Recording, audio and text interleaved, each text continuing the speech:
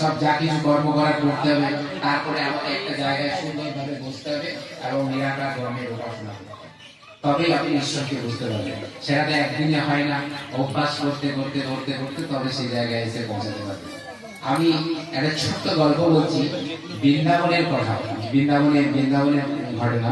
একজন মা, যেমন ধরুন আমি ওই ফুসকুকে দেখলাম না, কোলে নিচ্ছিলাম যে ফুসকুটাকে, ওরকম একটা ছোট্ট ফুসকুকে নিয়ে মা বৃন্দাবনে ঘুরতে গেছিল।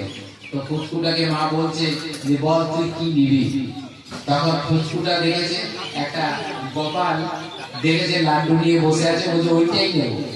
হ্যাঁ, তো ফুসকু সেই গোপাল বলছে না আমি এটা ছাড়া আদার্স কিছু নেবো, এটা তোকে নিতে হবে না, মা বলছে, কিন্তু না বোঝা আমার ওইটাই।